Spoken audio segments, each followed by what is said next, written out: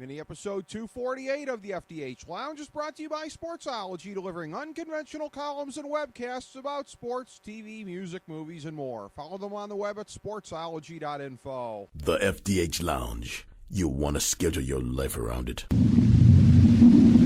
A long time ago, on a gloomy, wet Cleveland spring night, two men stand alone amidst the late-night drizzle.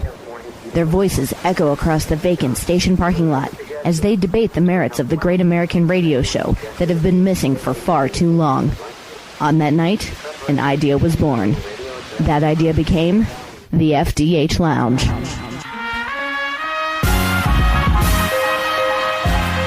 Welcome to the FDH Lounge. Welcome to mini episode number 248 of the FDH Lounge. This is FDH Managing Partner Rick Morris.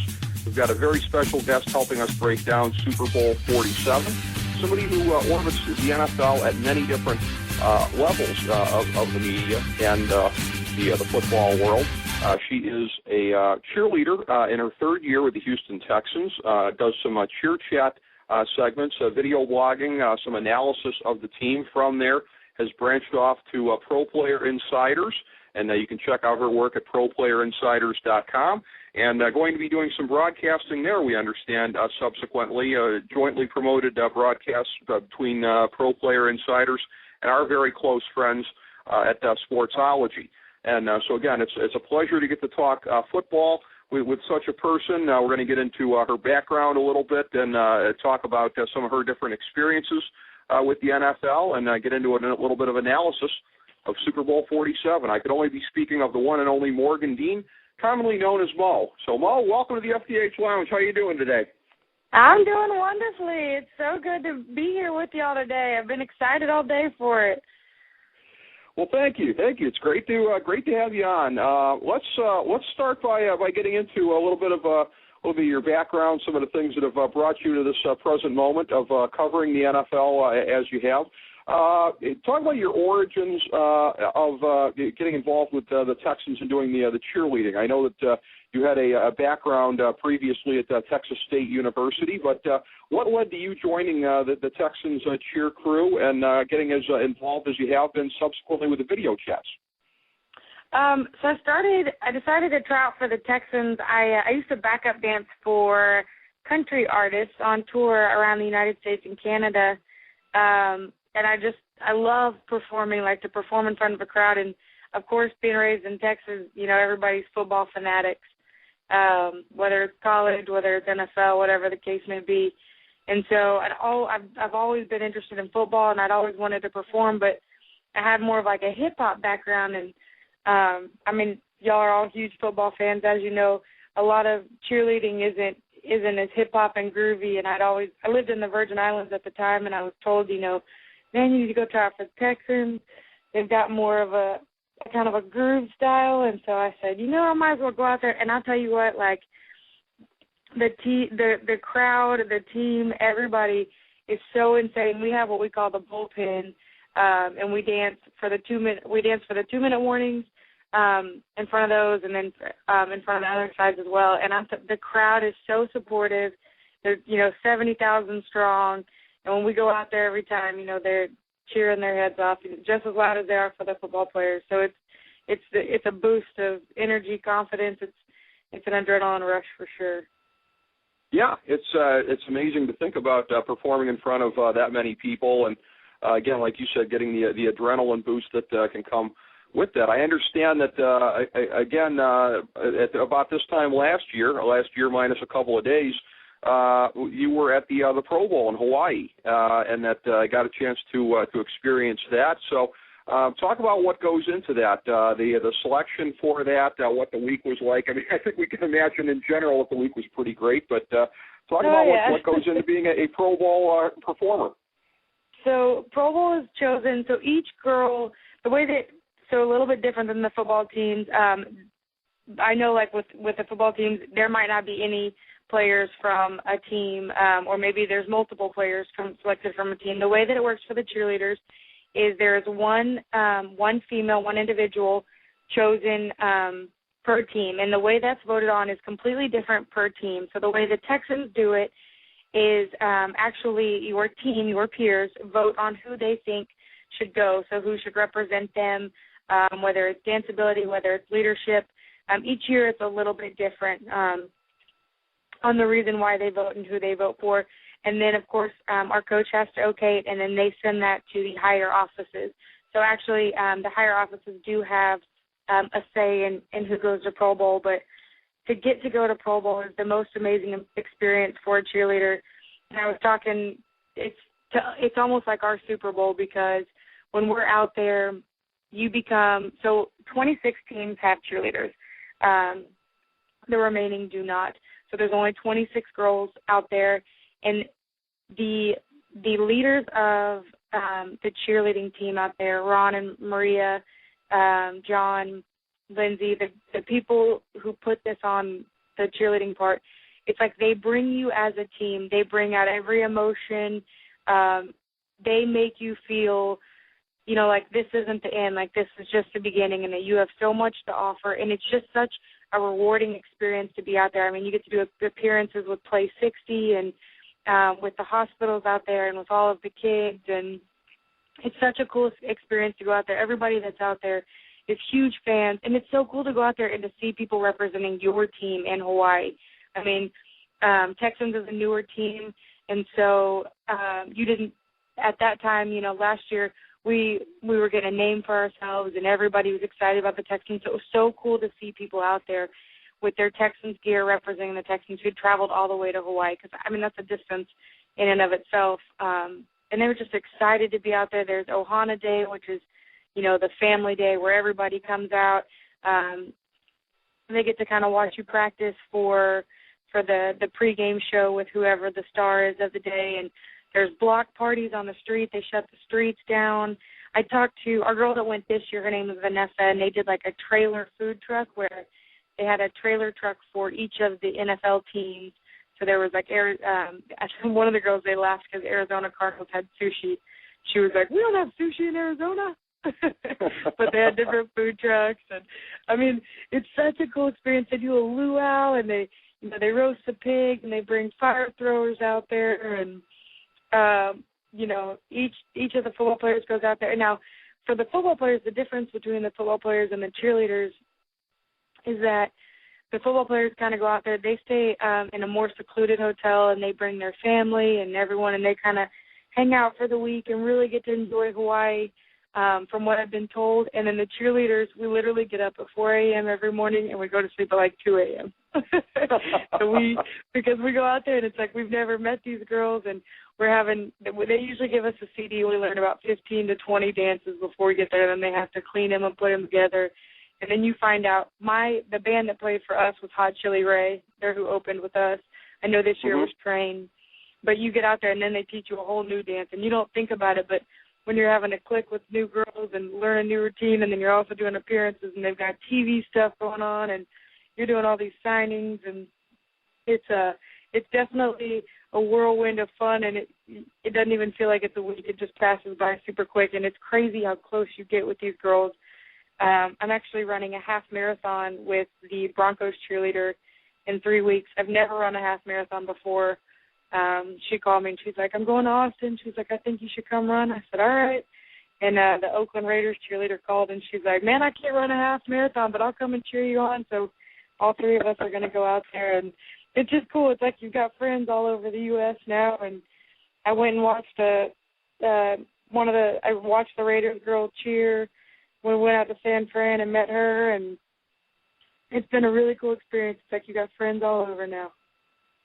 That is very enlightening, folks. I got to say, certainly the rest of us that haven't been out there for the Pro Bowl are not privy to all the different kinds of events that go into it. That really is an unbelievable spectrum of things that you're participating in over the course of an unbelievable week. And again, I want to circle back to what you said, that this time last year when you were out there, there was this sense that the Texans were at this moment, that it was sort of a breakthrough last year, the way that the team played, went into the playoffs. A lot of people, myself included, had the sense that had Matt Schaub been healthy, that they, in my estimation, they might very well come out of the AFC.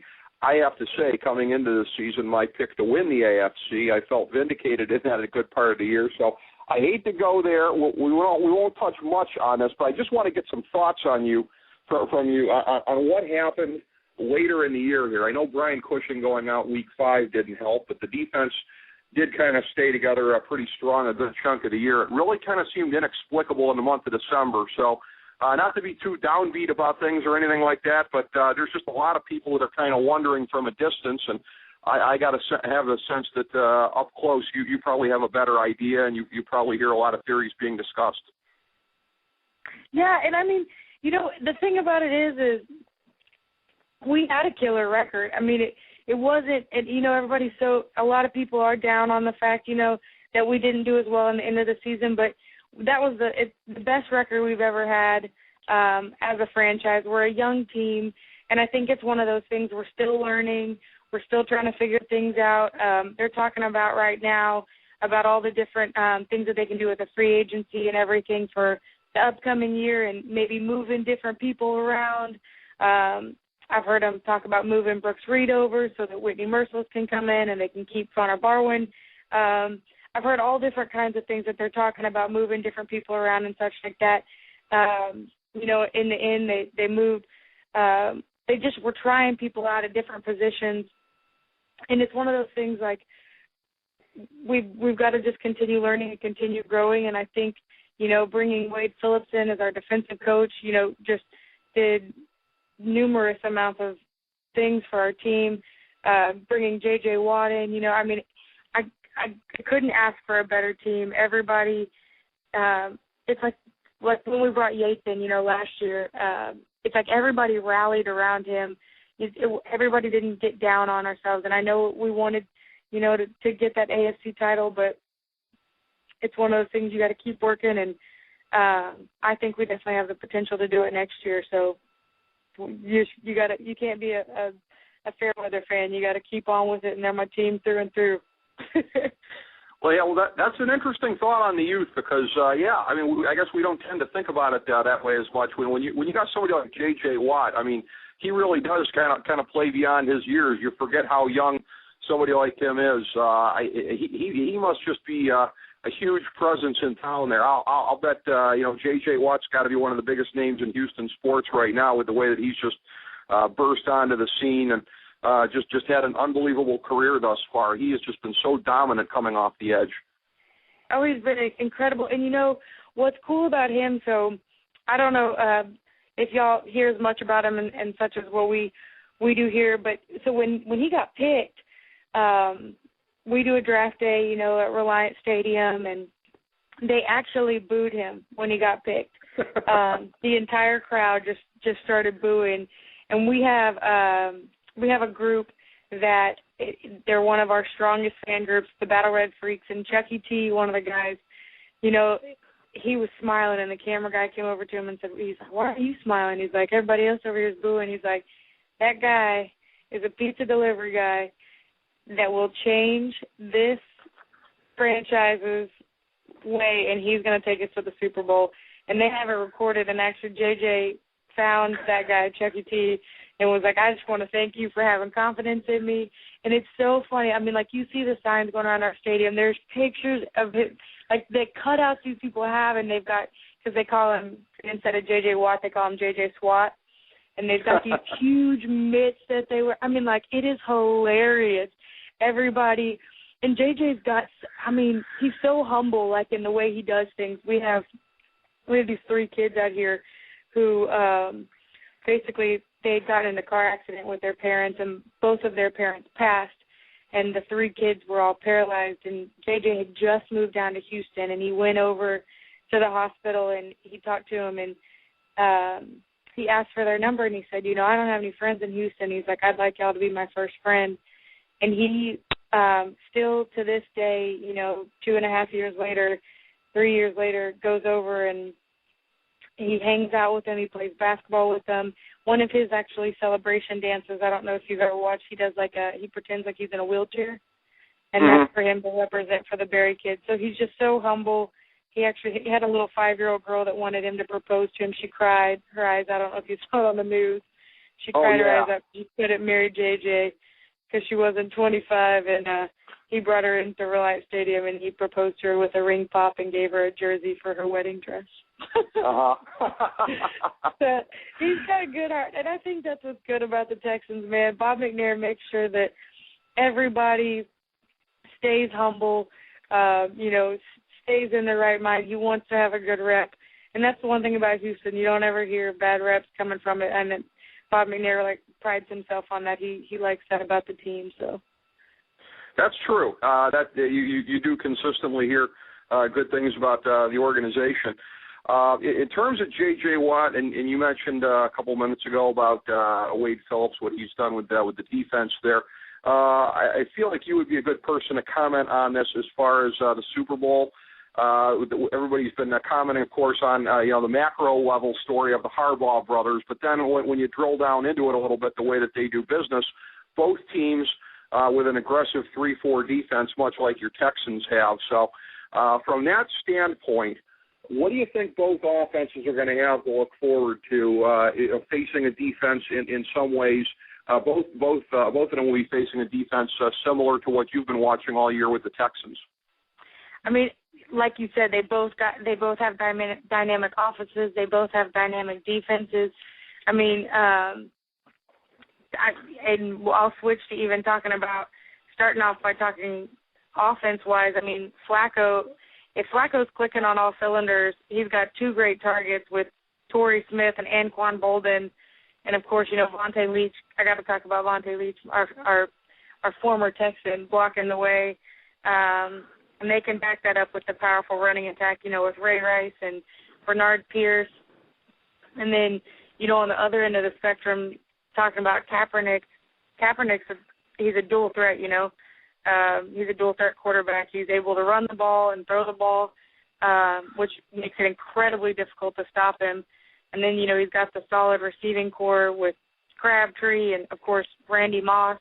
He's got the big playmaking tight end with Vernon Davis and the solid running game with Frank Gore and the Michael James. So your offenses are incredible. And then, as you're talking about, J.J. Watt had mentioned at Pro Bowl when they asked him, he's like, what's the game going to consist to? What's the X factor? And, J.J.'s, as he said, it's the defense. Both defenses, are incredible. You got Ed Reed and Ray Lewis, the front seven. They're going to be looking to limit Kaepernick's ability to run on those first downs, which Kaepernick, I know, is he's surprised everybody. But Ray Lewis, man, he's got the veteran in him. He's got the most tackles in this postseason. 17-year veteran. He knows what he's doing. So you anticipated my question on both sides of the ball, actually, offense and defense. A good job of anticipation there. Then when you get into special teams, there's a name that's familiar to a lot of folks down there. I think Jacoby Jones. He's been one of the big factors for Baltimore there. They certainly have the edge in the kicking game as is right now with Akers' problems, but special teams-wise, Jones is somebody who's been very important to Baltimore as well. Yeah, and I've been reading articles left and right and listening to different sports talk, and it's interesting how each person has their outlook. They're the X factor special teams. You have the X factor, like you said a second ago, the kicking game. They've been talking about the kicking game, how it could come down to that in and of itself, just because it was so detrimental in the championships, AFC and NFC. How it came down to that in a lot of the situations. So I think it's going to be one of those games where it's going to come down to the depth chart of the 49ers or the strong veteran leadership with the Ravens, and just kind of see which one reigns through.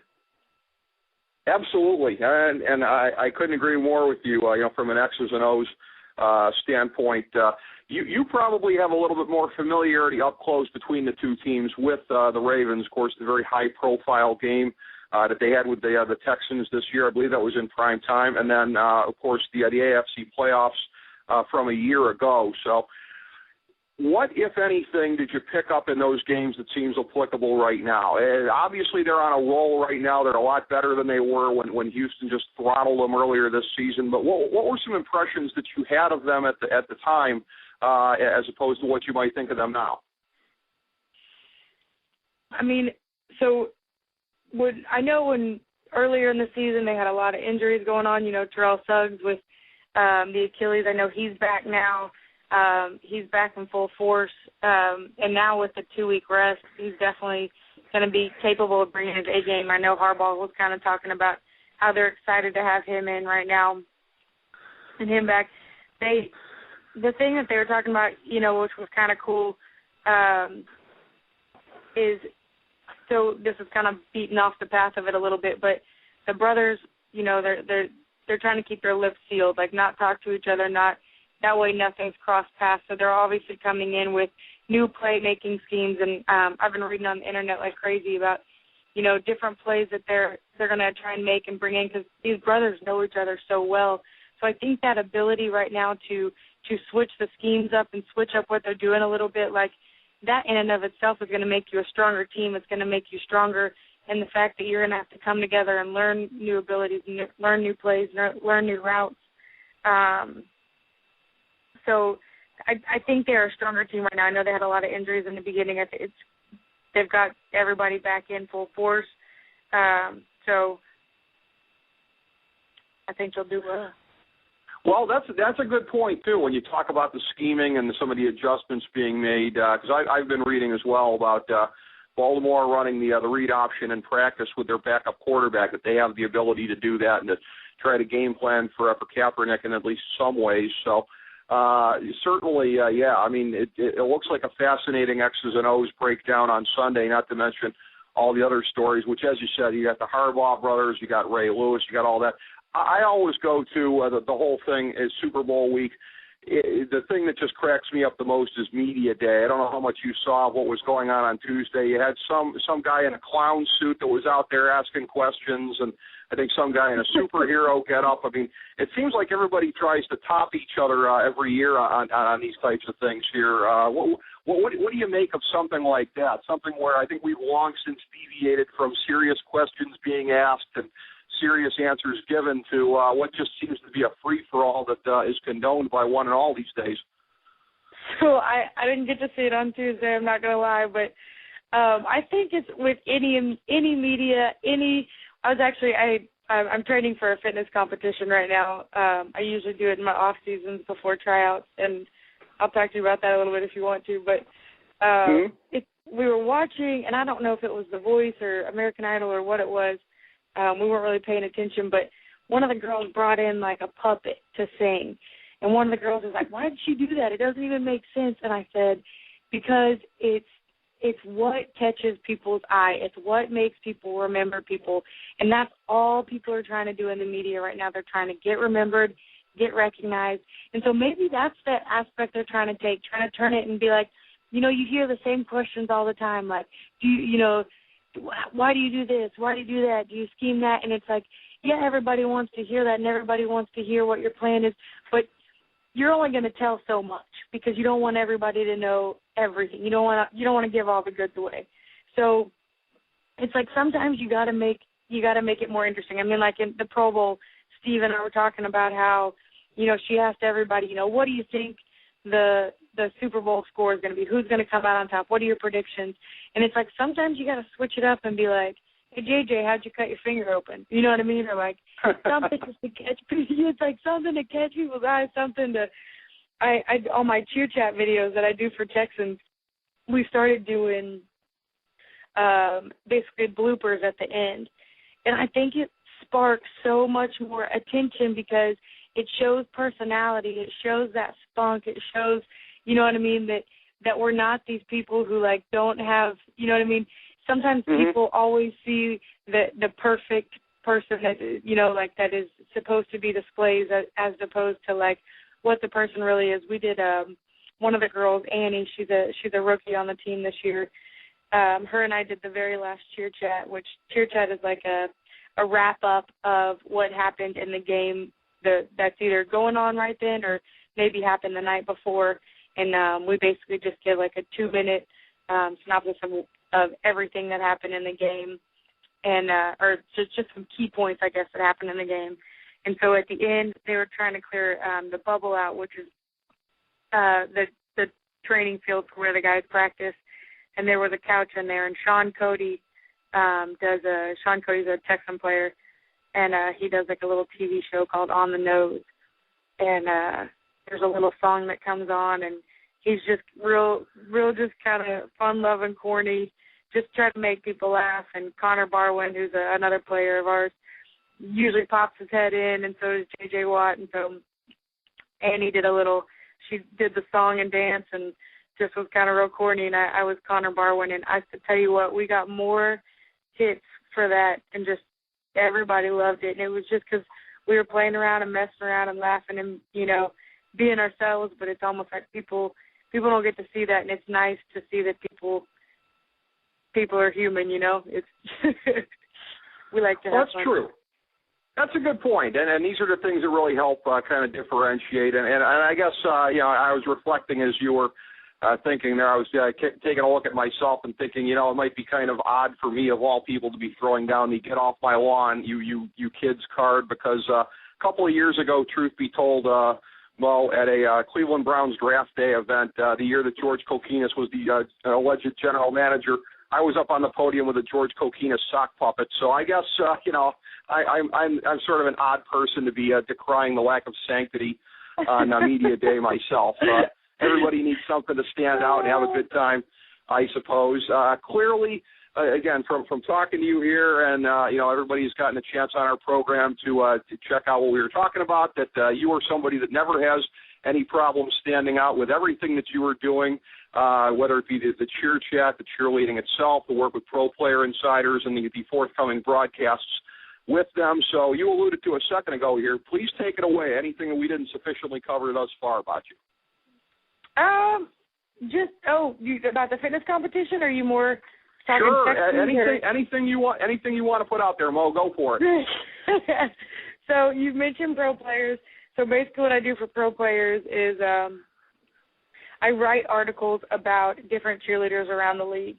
And the cool thing about that is a lot of people when you think of a cheerleader, you think of kind of like the ditzy blonde girl or whatever the case may be, who is cheerleading and is just kind of like, she doesn't have it all there, she's just this pretty girl that shakes her pom-poms or whatever. And so what I do is, and it's really helped me out actually going to Pro Bowl, because now that I know a girl from every team, it's been awesome to call and say, hey, I need a rookie, or I need a girl who went on tour, or whatever the case may be.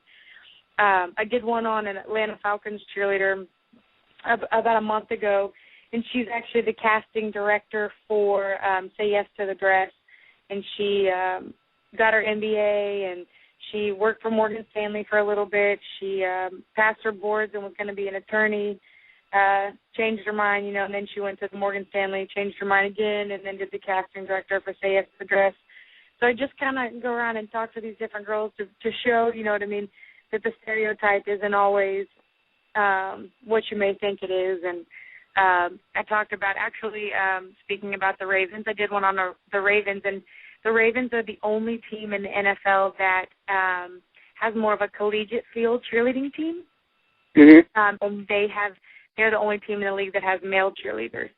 And so it was really cool to do something like that, because a lot of people don't, when they think of cheerleading, they think jump, stunt, tumble.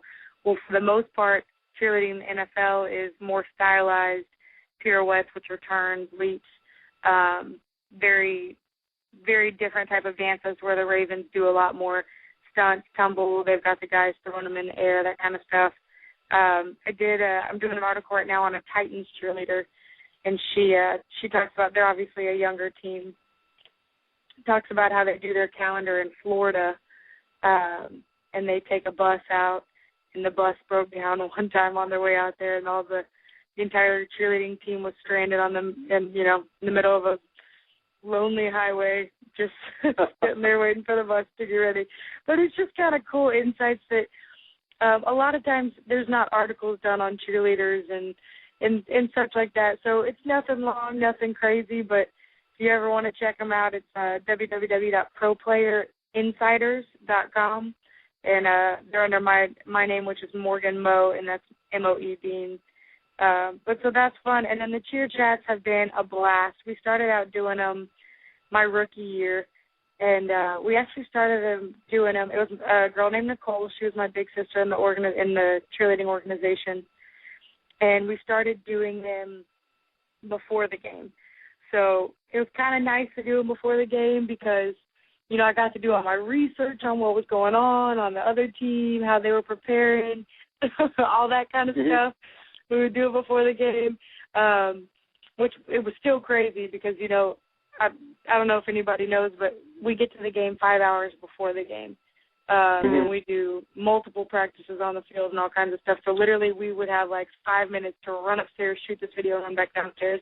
And it's funny because people are like, oh, why don't you just retake it again if you mess up? I'm like, it don't work like that. So my coach decided, you know, she's like, man, I can't get the videos up until a couple days later.